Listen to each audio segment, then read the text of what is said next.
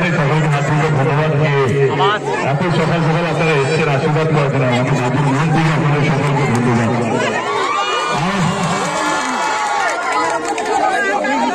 এইবারে আমি সত্যি ভেবেছিলাম আর দাঁড়াবো না, কারণ আমার মনে হয় যে আমার রাজনীতি না করলেও চলবে, কিন্তু দিদি এমন একটা প্রস্তাব ছিল সেটাকে না বলতে পারলাম না। অনেকে অনেক কথা বলবে কে দেব এইটা করছে ওইটা করছে, আমি আপনাদেরকে এইটুকু বলতে চাই গত 10 বছরে আমি মন প্রাণ দিয়ে চেষ্টা করেছি আপনাদের পাশে থাকার জন্য, মানুষের ভালো করার জন্য। যতটা পেরেছি আমি আপনাদের জন্য কাজ করেছি, একটা করে এখান থেকে নিয়ে যাইনি, বরং আমি আমার টাকা দিয়ে খরচা করে মানুষের ভালো করার চেষ্টা করেছি। আমি জানি আমি অন্য রাজনীতির মতো করি না, রাজনীতি যেখানে অন্যরা ফেলে সেরকম ভাবে আমি হয়তো করি না, সেটা একটা ভালো। আমার কাছে রাজনীতি হচ্ছে মানুষের পাশে থাকা, মানুষের ভালো করা, মানুষের আপদে বিপদে তাদের পাশে থাকা। যখনই বন্যা হয়েছে তখনই আমি আপনাদের পাশে ছিলাম। এই জায়গায় বন্যা হয় না, কিন্তু ঘাটাল বাসপুর ওইদিকে বিবরা পিংলা ওই জায়গায় সবম ওইখানে বন্যা হয় তখন আমাকে পাশে পেয়েছেন। এই দশকে যে এত কাজ করেছে, যে লক্ষ্মীর ভান্ডার থেকে আরম্ভ করে 100 দিনের টাকা আমাদের আটকে রেখেছিল, দিদি সেটাকে নিজের তহবিল থেকে দিচ্ছে, মানে আমাদের সরকার সেটা দিচ্ছে। আমাদের সরকার গরিব মানুষের পাশে আছে, ছিল এবং থাকবে। আপনাদের যদি মনে হয় কি আমাদের সরকার, আমাদের দলের নেতারা কর্মীরা এবং আমি আপনাদের গত 10 বছরের সাংসদ আপনাদের ওই কাজ করেছি, তাহলে আপনারা জানেন 25শে মে কাকে ভোট দিতে হবে।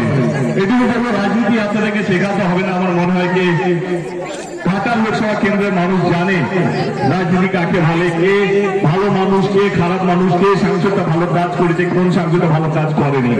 এটি যদি আপনাদের মনে হয় যে আমি গত 10 বছরের কাজ ভালো করেছি, তাহলে আপনারা জানেন ভোটটা কাকে দিতে হবে। ভালো থাকবেন। আজকে অনেকগুলো কাজ আছে, অনেক জায়গায় লোক দাঁড়িয়ে আছে দেখার জন্য, কথা শোনার জন্য।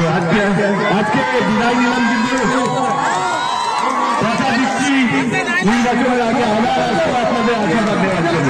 ভালো থাকবেন। Thank you so much.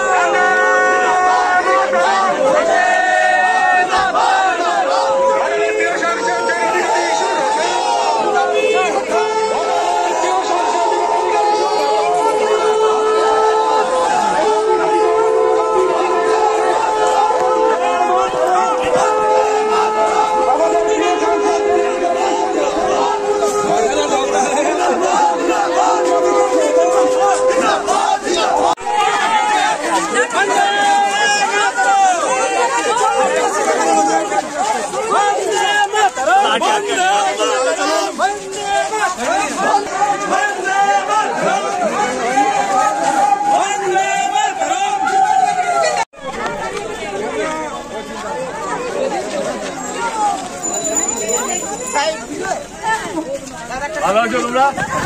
খুব ভালো, খুব ভালো।